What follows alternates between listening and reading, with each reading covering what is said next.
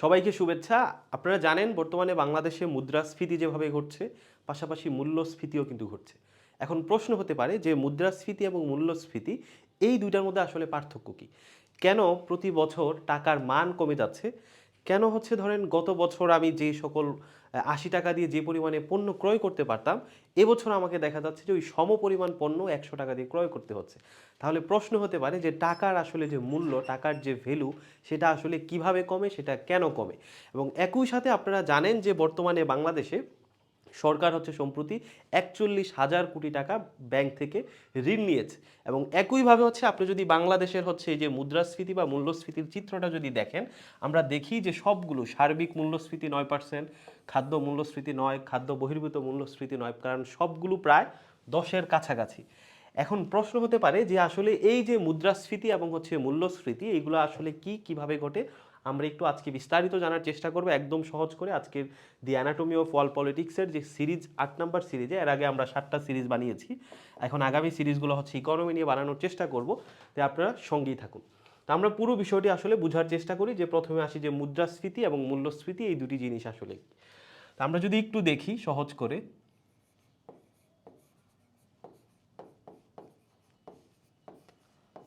তাহলে মুদ্রাস্ফীতি এই শব্দটা আমরা যখন আসলে ইংরেজি করার চেষ্টা করি তাহলে আসলে এটার ইংরেজিটা কি? মুদ্রাস্ফীতির ইংরেজি এটা হচ্ছে আপনারা জানেন যে মানিটারি ইনফ্লেশন।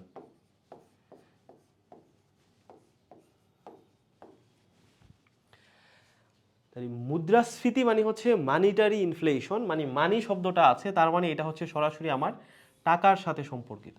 টাকার সাথে কিভাবে সম্পর্কিত?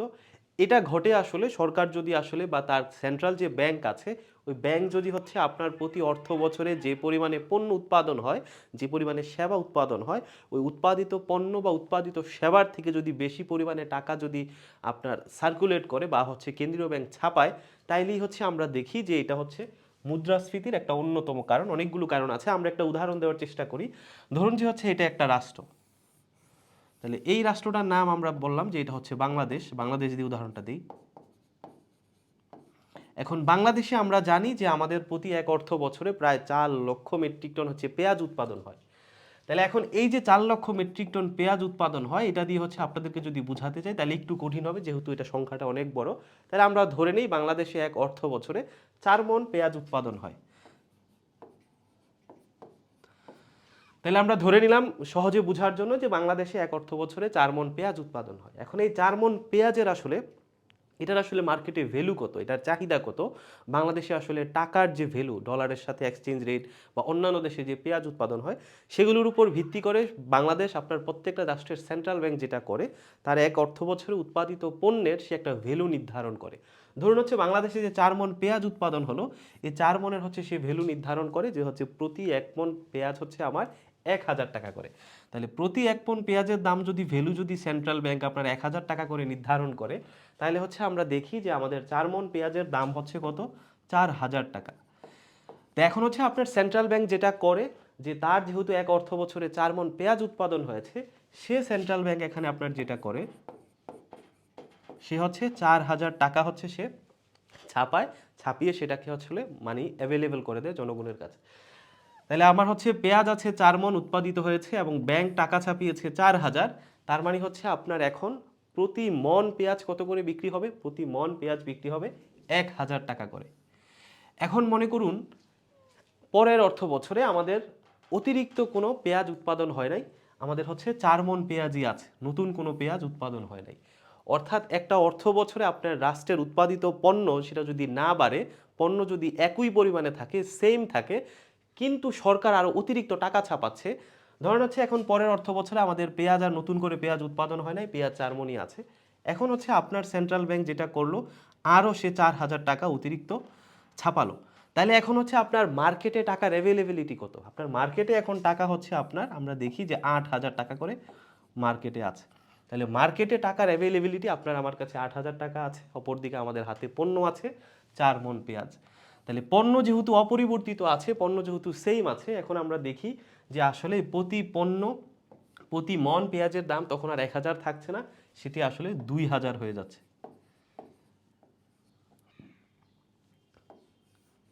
তাহলে আমার পেঁয়াজ 4 মণ, সেটি 2000 করে 4 মণ পেঁয়াজের দাম 8000 টাকা হয়ে যাচ্ছে। তাহলে এই যে আমার প্রতি অর্থ বছরে পণ্য উৎপাদন যদি আমি একই রাখি, আমি যদি সেম রাখি, নতুন পণ্য যদি উৎপাদন না হয়, কিন্তু তার এগেনস্টে যদি আমি টাকা ছাপাতেই থাকি, তাহলে আমরা দেখি যে এটা আসলে একটা এটা আসলে এক ধরনের একটা মুদ্রাস্ফীতি ঘটাচ্ছে। কারণ আমার 4000 টাকা ছিল, পেঁয়াজ 4 মণ ছিল, দাম ছিল প্রতি মণ 1000 টাকা করে।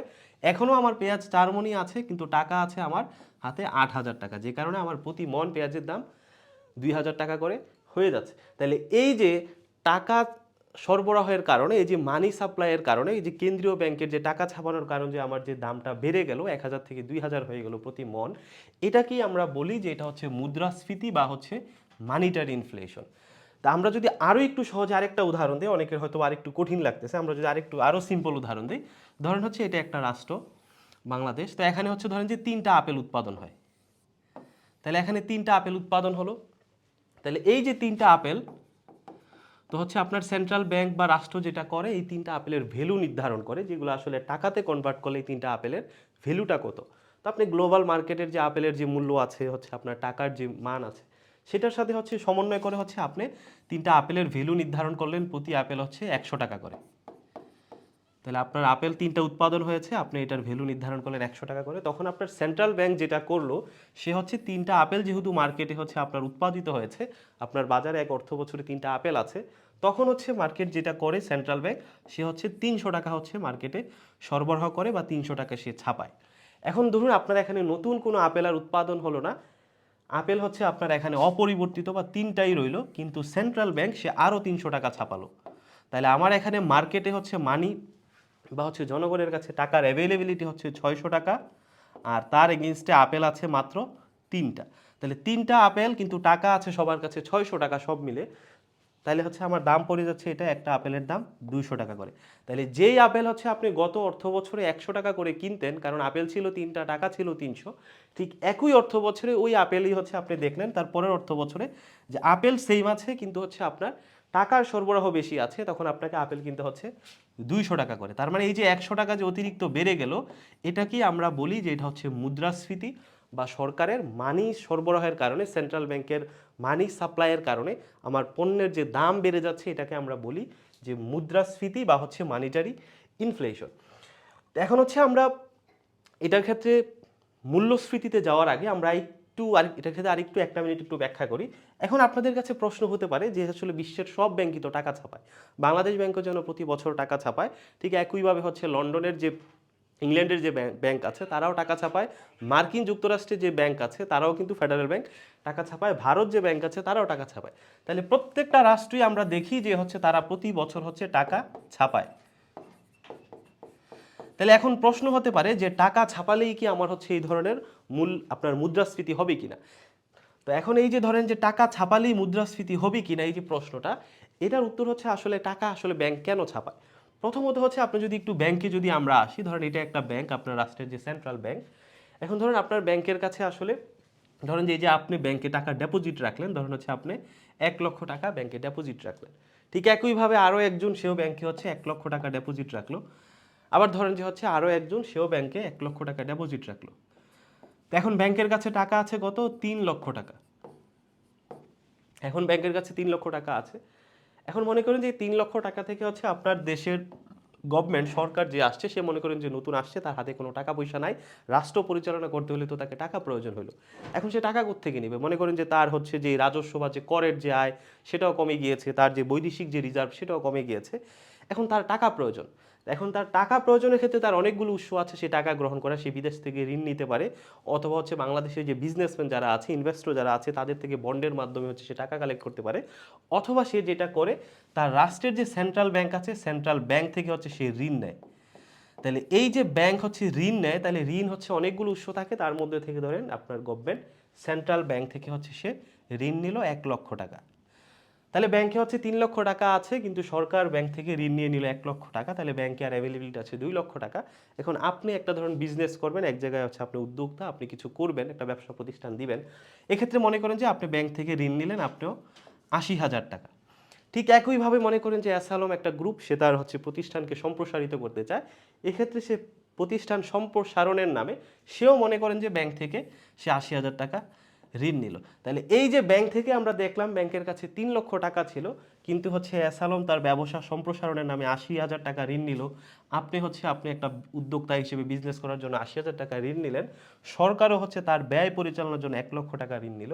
তাহলে আমরা দেখি যে ব্যাংকের কাছে ছিল 3 লক্ষ টাকা, কিন্তু ব্যাংক ঋণ দিয়ে তার কাছে এখন আছে মাত্র 40,000 টাকা। তাহলে ব্যাংকের কাছে 40,000 টাকা আছে। এখন আরেকজন বিজনেস গ্রুপ, ধরেন হচ্ছে বেক্সিমকো গ্রুপ কিংবা হচ্ছে আপনি একটা হচ্ছে ইন্ডাস্ট্রি দিবেন, আপনি হচ্ছে বিজনেস করবেন। কারণ আপনি ব্যাংকে গেলেন, গিয়ে বললেন যে ভাই আমার তো 1 লক্ষ টাকা ঋণ লাগবে, যেই ঋণ দিয়ে হচ্ছে আমি একটা বিজনেস বা ব্যবসা প্রতিষ্ঠান দাঁড় করাবো। এখন ব্যাংক আপনাকে 1 লক্ষ টাকা কোথায় থেকে দিবে? কারণ ব্যাংকের কাছে আছে মাত্র 40,000 টাকা। তাহলে এই যে ব্যাংকের কাছে যে টাকার যে শর্ট, এটাকে আমরা বলি যে লিকুইডিটি ক্রাইসিস বা হচ্ছে তারল্য সংকট। তাহলে এটাকে আমরা ইংরেজিতে বলি লিকুইডিটি ক্রাইসিস, বাংলাতে বলি তারল্য সংকট। তাহলে এখন ব্যাংক থেকে একজন ঋণ চাচ্ছে 1 লক্ষ টাকা, কিন্তু ব্যাংকের কাছে আছে মাত্র 40,000 টাকা। সে এখন কোত্থেকে ঋণ দিবে? তখন সে যেটা করে, সে হচ্ছে এই যে এখানে আরও 60,000 টাকা প্রয়োজন একজনকে 1 লক্ষ টাকা ঋণ দেওয়ার জন্য, তখন সে হচ্ছে এখান থেকে নতুন করে সে নতুন টাকা আরও 60,000 টাকা সে ছাপায়। তাহলে ব্যাংক আসলে টাকা ছাপায় কখন? একটা কারণ হচ্ছে সে যদি তারল্য সংকটে পড়ে, তখন হচ্ছে সে টাকা ছাপায়। তাহলে ব্যাংক অনেকগুলো কারণে টাকা ছাপায়। আমরা আজকে মূল একটা জিনিস পড়ি, একটার মধ্যে সীমাবদ্ধ থাকি বোঝার সুবিধার্থে। তাহলে তারল্য সংকটের কারণে সে টাকা ছাপালো। এখন প্রশ্ন হচ্ছে এই যে আপনার হচ্ছে এই যে অতিরিক্ত যে আপনি 60,000 টাকা ছাপালেন, এটা কেনসিয়ান ইকোনমিতে হচ্ছে তারা বলা হয় যে সরকার যে অতিরিক্ত যে 60,000 টাকা বা সেন্ট্রাল ব্যাংক যে ছাপাইলো, তাহলে এখন তাকে যেটা করতে হবে, এই 60,000 টাকাকে এমনভাবে ম্যানেজমেন্ট করতে হবে, এমনভাবে ইউটিলাইজ বা কাজে লাগাতে হবে স্বচ্ছতার সাথে, যেন আপনার আগামী এক অর্থ বছরে এই 60,000 টাকা যে অতিরিক্ত আপনার ছাপানো হইলো তারল্য সংকটের কারণে, এই 60,000 টাকা সমমূল্যের জন্য পণ্য বা সেবা উৎপাদন হয়। এখন আপনার এখানে ব্যাংক 60,000 টাকা ছাপাইলো, ধরেন হচ্ছে আপনার ভারতের হচ্ছে ধরেন সেন্ট্রাল ব্যাংক 60,000 টাকা ছাপালো, তখন তারা যদি দেখা যাচ্ছে ওয়েল ম্যানেজমেন্টের কারণে তাদের আগামী অর্থ বছরে 60,000 টাকার সমমূল্যের পণ্য উৎপাদন হয়ে গিয়েছে, তার মানে আমার পণ্য এবং হচ্ছে টাকার সরবরাহ মিলে গেছে, আর আমার মুদ্রাস্ফীতি আর হচ্ছে না। একইভাবে ধরেন যে হচ্ছে মার্কিন যুক্তরাষ্ট্রের ফেডারেল ব্যাংক তারা 1 লক্ষ টাকা অতিরিক্ত ছাপালো, এবং সেই 1 লক্ষ টাকা এমনভাবে ইউটিলাইজ করলো কোনো ধরনের দুর্নীতি ছাড়া, আগামী এক অর্থ বছরে তাদের ওই 1 লক্ষ টাকার সমপরিমাণ বিভিন্ন পণ্য উৎপাদন হয়ে গেল। তার মানে পণ্যের সাথে আমার যে টাকা আছে সেটা সমপরিমাণ হয়ে যাচ্ছে, আমার আর মুদ্রাস্ফীতি হচ্ছে না। এখন ধরুন এই যে সরকার বা ব্যাংক যে 60,000 টাকা অতিরিক্ত ছাপাইলো বাংলাদেশে, এখন এই 60,000 টাকা যদি এমন ঘটে যে আপনি হচ্ছে এখান থেকে 60,000 টাকা যে আপনাকে ছাপাইলে অতিরিক্ত, এখন দেখা গেল এই যে আপনি ব্যাংক থেকে যে হচ্ছে অ্যাসালম যে হচ্ছে ধরেন যে 80,000 টাকা যে ঋণ নিল, সে ধরেন যে এটা বিদেশে পাচার করে দিল, ধরেন লেটস একটা এক্সাম্পল হিসেবে, অথবা এই টাকাটা সে মেরে দিল, তখন হচ্ছে আপনার কিন্তু আর নতুন পণ্য উৎপাদন হলো না। ঠিক একইভাবে ধরেন হচ্ছে এই 60,000 টাকা যে উৎপাদিত হলো, এটা হচ্ছে ধরেন আপনি কি করলেন, কোনো রাজনীতিবিদ এই টাকাটা হচ্ছে সে তার প্রভাব খাটিয়ে ব্যাংক থেকে টাকা নিয়ে সে টাকাটা ফেরত দিল না, সে টাকাটা পাচার করে দিল। কিংবা হচ্ছে ধরেন এই 60,000 টাকা আপনার কোনো একটা জায়গায় আপনি ইনভেস্ট করলেন, সেখানে মনে করেন যে সেখানে দুর্নীতি হলো, করাপশন হলো, আর 60,000 টাকার সমপরিমাণে পণ্য উৎপাদন হলো না। তার মানে এই যে মানি যেটা ছাপানো হইলো, এটা যদি আপনি মিসম্যানেজমেন্ট হয়, যদি করাপশন হয়, এটার সমমূল্যের পণ্য যদি উৎপাদন না হয়, তাইলেই হচ্ছে আপনার মুদ্রাস্ফীতি হয়। আর যদি এটা ওয়েল ম্যানেজমেন্ট হয়, আপনার ওই 60,000 সমপরিমাণ যদি পণ্য উৎপাদন করতে পারেন, মিসম্যানেজমেন্ট না হয়, তখন হচ্ছে যেটা ঘটে, তখন আর আমার মুদ্রাস্ফীতি ঘটে না। তাহলে এটা হচ্ছে আমরা একটু সিম্পলি বোঝার চেষ্টা করলাম যে আসলে মুদ্রাস্ফীতিটা আসলে কখন ঘটে। তাহলে আমরা কি শিখলাম যদি একটু সামারি করি, তাহলে মুদ্রাস্ফীতিটা আসলে এটা মানিটারি ইনফ্লেশন, টাকা ছাপলের সাথে এটা কানেক্টেড অনেকটা। তো সরকার যদি অতিরিক্ত টাকা ছাপায়, আমার পণ্য যদি সমপরিমাণ থাকে, তখন হচ্ছে আমার যে মূল্যস্ফীতিটা ঘটে বা যে পণ্যের যে দামটা বেড়ে যাচ্ছে, সেটাকে আমরা বলছি যে মানিটারি ইনফ্লেশন বা হচ্ছে মুদ্রাস্ফীতি। এবার আসি আমরা যে মূল্যস্ফীতিটা আসলে কখন ঘটে।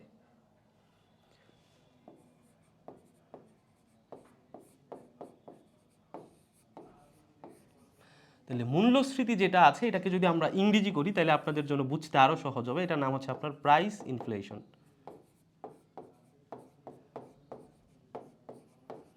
তাহলে এই যে মূল্যস্ফীতি, এটা ঘটে আসলে প্রাইস ইনফ্লেশনের কারণে, মানে কোনো কিছুর দাম বেড়ে যাওয়ার কারণে। এখন দামটা আসলে কিভাবে বাড়ে?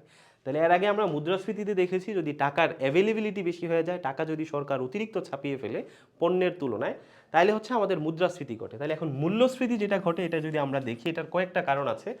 একটা কারণ হচ্ছে আপনার ডিমান্ড পুল ইনফ্লেশন। ডিমান্ড পুল ইনফ্লেশন। তাহলে ডিমান্ড পুল ইনফ্লেশন কি? ডিমান্ড পুল ইনফ্লেশন হচ্ছে ধরেন হচ্ছে আমাদের এখানে লেটস সি হচ্ছে আমাদের ধরেন যে হচ্ছে আপনাদের একটা কমিউনিটিতে বিভিন্ন সময় হচ্ছে আমরা দেখি না যে হচ্ছে ধরেন একটা খাসি জবাই করলো বা একটা গরু জবাই করলো। তাহলে একটা কমিউনিটি বা একটা সোসাইটি ধরেন আপনারা থাকেন, এখানে হচ্ছে 100টা পরিবার আছে। তো এই 100টা পরিবারের মধ্যে তাদের মধ্যে আসলে যে ধরেন যে খাসির গোশত কিংবা হচ্ছে গরুর মাংস চাহিদা আছে, ধরেন যে হচ্ছে 60টা ফ্যামিলির চাহিদা আছে। তো এখন হচ্ছে এখানে এই পুরো সোসাইটিতে খাসি উৎপাদন আছে একটা। তাহলে একটা খাসি উৎপাদন আছে, এখন একটা খাসির হচ্ছে মাংস কত কেজি থাকে সাধারণত? ধরেন হচ্ছে 12 কেজি হয়, কিন্তু ওই খাসির চাহিদা আছে প্রতি 1 কেজি করে চাহিদা আছে 60টা ফ্যামিলির। তো এখন আমার খাসির মাংস আছে মাত্র 12 কিলো বা 12 কেজি, কিন্তু আপনার চাহিদা আছে 60 কিলো বা 60 কেজির। তখন হচ্ছে আপনার কি করে, এই যিনি হচ্ছে খাসির গোশত বিক্রি করে তিনি যেটা করেন পণ্যটার দাম বাড়িয়ে দেন, কারণ এটার ডিমান্ড আছে।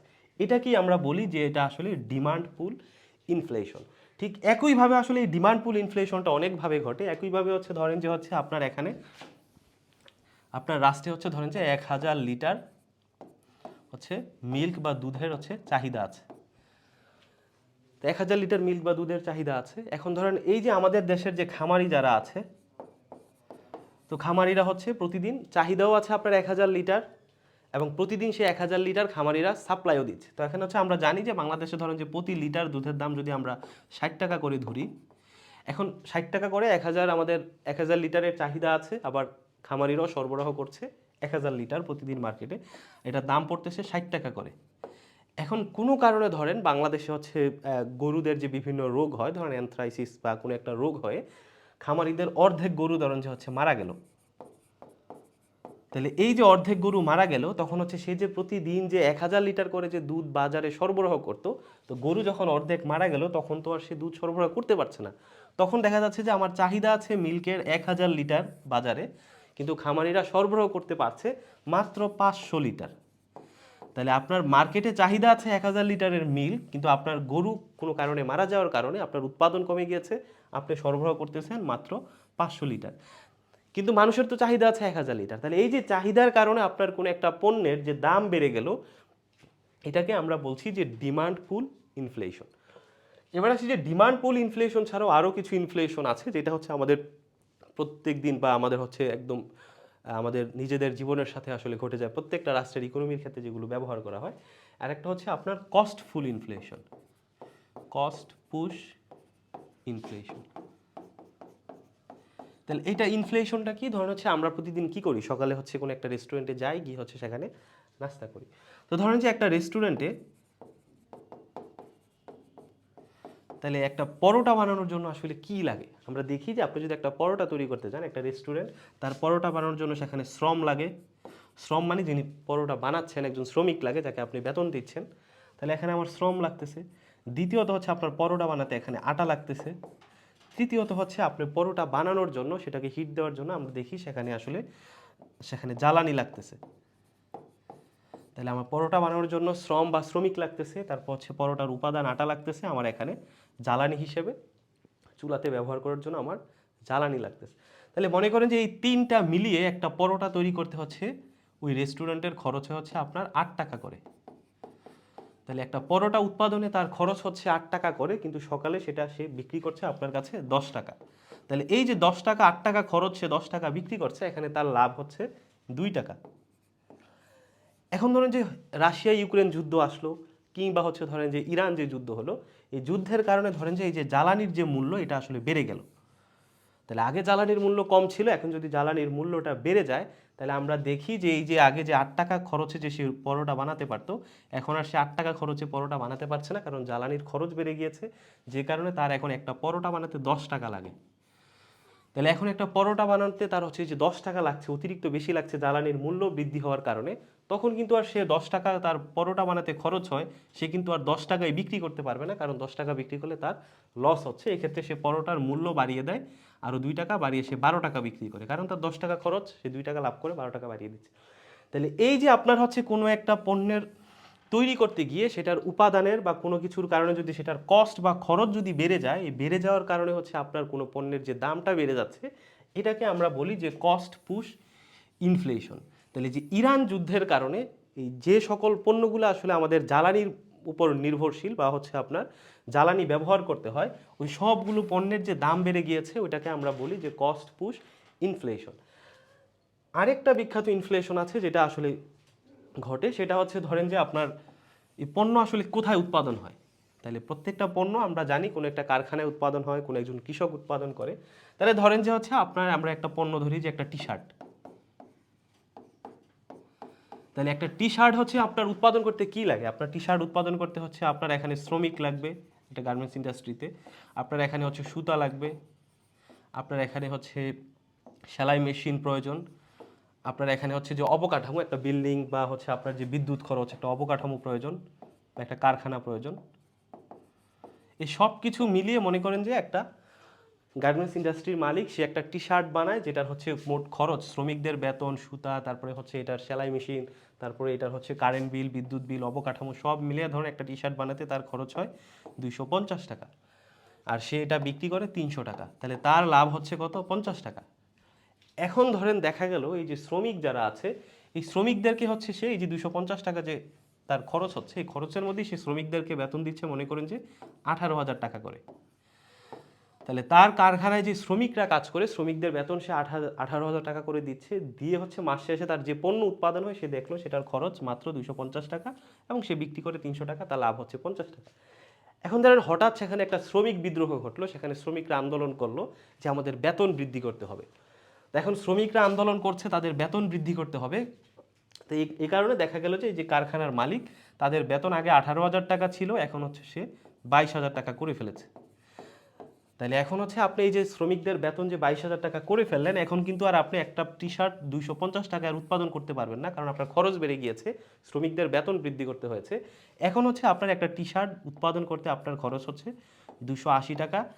তাহলে এই যে খরচ 280 টাকা হচ্ছে, এখন কিন্তু আর আপনি ঠিক আগের মতো 300 টাকা এই টি শার্টটা বিক্রি করতে পারবেন না, কারণ আপনার লাভ কমে যাচ্ছে। এক্ষেত্রে আপনি বিক্রি করলেন এটা 330 টাকা। তাহলে এই যে আপনার একটা ইনফ্রাস্ট্রাকচার বা একটা পণ্য উৎপাদন করতে গিয়ে এটার ভিতরে কোনো একটা উপাদান চেঞ্জ হয়ে যাচ্ছে, অর্থাৎ শ্রমিকদের যে বেতন বৃদ্ধি পেয়ে গেল, শ্রমিকদের বেতন বৃদ্ধি করতে গিয়ে আপনার পুরো উৎপাদন ব্যবস্থায় আপনার উৎপাদনের খরচটা আপনার বেড়ে গেল। এই ধরনের ইনফ্লেশনটাকে আমরা বলি এটা হচ্ছে আপনার বিল্ট ইন ইনফ্লেশন,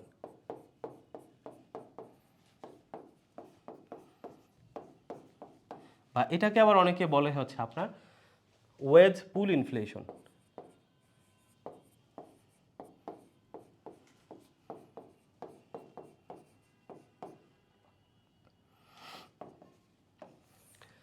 তাহলে হচ্ছে আমরা যদি একটু পুরো বিষয়টা যদি সামারি করি যে আসলে যে মুদ্রাস্ফীতি এবং মূল্যস্ফীতি জিনিসটা কি, তাহলে মুদ্রাস্ফীতির ক্ষেত্রে আমরা দেখি যে কোনো একটা পণ্য তার হচ্ছে ডিমান্ড যখন বেড়ে যায়, ডিমান্ড বেড়ে যাওয়ার কারণে হচ্ছে তার যে দামটা বেড়ে যাচ্ছে, ওটাকে আমরা বলি এটা একটা হচ্ছে ডিমান্ড পুল ইনফ্লেশন, বা এটা হচ্ছে আমরা বলি যে এটাও মুদ্রাস্ফীতির একটা ধরন।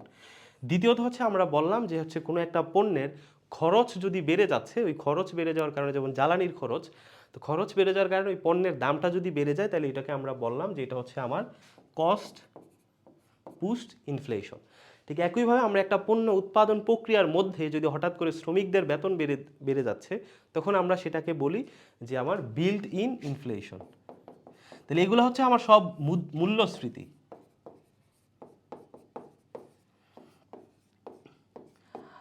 আর সরকার বা কেন্দ্রীয় ব্যাংক টাকা ছাপানোর কারণে আমার হচ্ছে পণ্য একই পরিমাণে আছে, কিন্তু আমি অতিরিক্ত টাকা ছাপিয়েছি। অতিরিক্ত টাকা ছাপানোর কারণে আমাদের হচ্ছে যেই ধরনের ইনফ্লেশন দেখা দেয়, ওইটাকে আমরা বলি ওইটা হচ্ছে আমার মুদ্রাস্ফীতি। তাহলে মুদ্রাস্ফীতি মূল্যস্ফীতি দুইটার মধ্যে পার্থক্য স্পষ্ট। এটা হচ্ছে আমার পণ্যের দাম সরাসরি বেড়ে যাওয়া, আর এটা হচ্ছে আমার মানি সাপ্লাই বা হচ্ছে টাকার যে সরবরাহ অতিরিক্ত, অর্থাৎ এক্সেস মানি সাপ্লাইয়ের কারণ। তৃতীয়ত আমরা আরেকটা বিষয় দেখলাম যে আসলে মুদ্রাস্ফীতি আসলে তখনই ঘটে সরকার অতিরিক্ত যে টাকাটা ছাপাচ্ছে, এই টাকাটা যদি সে ভালোভাবে ইউটিলাইজ করতে না পারে, ওই টাকার সমপরিমাণ যদি সে পণ্য উৎপাদন করতে আপনার না পারে, তাইলে হচ্ছে আমাদের এই মুদ্রাস্ফীতিটা ঘটে। আর না হয় কিন্তু মুদ্রাস্ফীতিটা আসলে সমস্যা না। তো এটা আমি আসলে সহজ করে আপনাদেরকে বোঝানোর চেষ্টা করলাম উদাহরণ সহ। তা আমি যেটা করেছি আসলে আপনাদের এই যে সমসাময়িক যে বিষয়গুলো আছে বর্তমানে, যেমন হচ্ছে সরকার জ্বালানি সংকট, এটার কারণ, প্রভাব, করণীয়, তারপর বাংলাদেশের বর্তমানে যে ব্যাংকিং খাত আছে এটার আসলে সমস্যা, চ্যালেঞ্জ এবং করণীয়, বর্তমানে যে হচ্ছে সরকারের যে রপ্তানি আয় এটা হচ্ছে হ্রাস পাচ্ছে, এটা নতুন সরকারের আসলে করণীয়। তারপরে এই যে বর্তমানে যে মূল্যস্ফীতি যেটা আমরা দেখালাম বা মুদ্রাস্ফীতি দেখালাম, এটা আসলে উত্তরণের করণীয় বা মুদ্রাস্ফীতি এটা কীভাবে ঘটে। তারপর হচ্ছে এই যে খেলাফি ঋণ সংকট যেটা আছে সরকারের, এটা আসলে প্রভাব কি, খেলাফি ঋণটা কীভাবে ঘটতেছে, একদম সহজ করে বোঝানোর চেষ্টা করেছি। তারপরে দেশি বিদেশি ঋণের বোঝা, আমরা দেখি যে সরকার অনেক ঋণের মধ্যে আছে, তাহলে এই ঋণ সংকটটা আসলে এটা কিভাবে ঘটে, এটার প্রভাবটা কিভাবে ঘটে, এটা থেকে উত্তরণটা কিভাবে হয়। তারপর আমরা দেখি যে বর্তমানে আমাদের বিশাল অ্যামাউন্ট রাজস্ব ঘাটতি আছে। তারপর হচ্ছে আমাদের এখানে অর্থ পাচার হচ্ছে। তারপরে পঞ্চম শিল্প বিপ্লব আমরা বলছি। তারপর হচ্ছে বাংলাদেশ একটা মধ্যম আয়ের ফাঁদে আছে। তো এই যে সমসাময়িক আপনি পত্রিকার পাতা খুললে বাংলাদেশের যেই ধরনের ইকোনমিক ক্রাইসিসগুলো আপনি দেখতে পান, এই লেখা সবগুলো হচ্ছে আপনি এই যে আমার দি অ্যানাটমি ওয়াল পলিটিক্স যে মূল বইটা আছে, এটারই হচ্ছে প্রতি বছর আপনার সাম্প্রতিক যে ইস্যুগুলো আছে 2-3 মাসের, এগুলো নিয়ে হচ্ছে একটা সাপ্লিমেন্ট বের হয়, যেটার নাম হচ্ছে এই যে the anatomy of Bangladesh politics supplement, মানে বাংলাদেশের গত 2-3 মাসের যে ইস্যুগুলো আছে এখানে।